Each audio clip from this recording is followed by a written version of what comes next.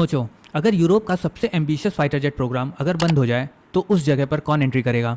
और यहाँ आंसर शायद आपको पता होगा, इंडिया। रिपोर्ट्स के मुताबिक इंडिया ने फ्रांस को क्लियरली सिग्नल दे दिया है, अगर Germany future combat air system यानी FCAS प्रोग्राम से पीछे हटता है तो न्यू दिल्ली रेडी है स्टेप इन करने के लिए। ये सिर्फ एक एयरक्राफ्ट की बात नहीं है, ये 6th जनरेशन फाइटर इकोसिस्टम की बात है जो 2040 के बाद स्काइज डोमिनेट करेगा। तो आइए समझते हैं। India is exploring the possibility of America teaming की up. दुश्मनी इस दुनिया की सबसे बड़ी Chinese companies tell me brand new fighter jet.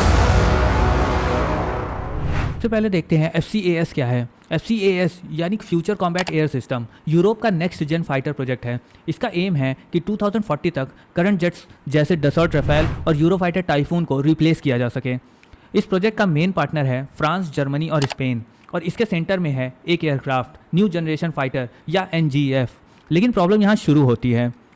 FCAS के अंदर लीडरशिप, डिज़ाइन अथॉरिटी और वर्क शेयर को लेकर सीरियस डिसएग्रीमेंट चल रहे हैं। फ्रांस चाहता है कि एयरक्राफ्ट पर उसका स्ट्रॉन्ग कंट्रोल हो क्योंकि वो इससे अपने फ्यूचर एयरक्राफ्ट कैरियर से भी ऑपरेट करना चाहता है। जर्मनी और स्पेन की प्रायोरिटीज़ थोड़ी अलग हैं। वो एक heavy long range interceptor type jet चाहते हैं जो कॉन्टिनेंटल यूरोप की डिफेंस के लिए ऑप्टिमाइज्ड हों।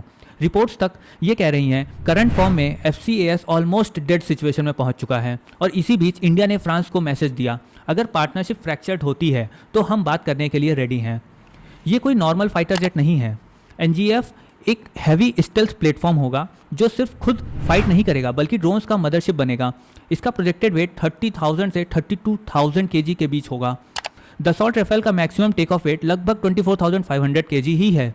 NGF का वेट क्लास ऑलमोस्ट अप्रोच करता है लॉकहीड मार्टिन F-22 रैप्टर और सुखोई Su-57 जैसे हैवी स्टेल्थ फाइटर्स को।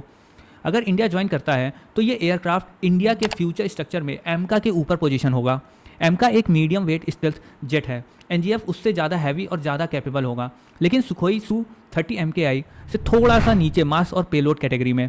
ये एक कॉम्प्लीमेंट्री टियर बन सकता है इंडियन एयरफोर्स के लिए। एयरक्राफ्ट से भी ज़्यादा क्रिटिकल होता है उसका इंजन।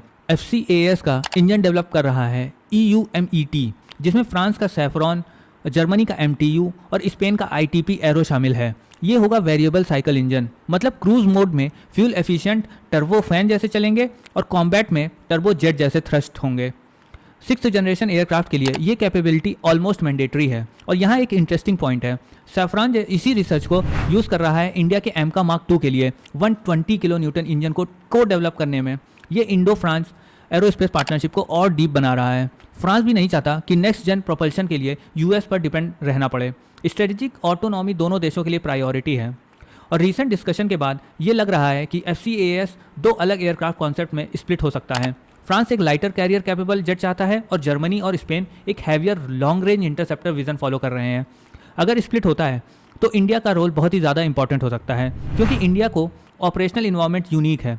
हाई ऑल्टीट्यूड हिमालय से लेकर इंडियन ओशन तक इंडिया को कैरियर एविएशन भी चाहिए, लॉन्ग रेंज डिटरेंस भी चाहिए।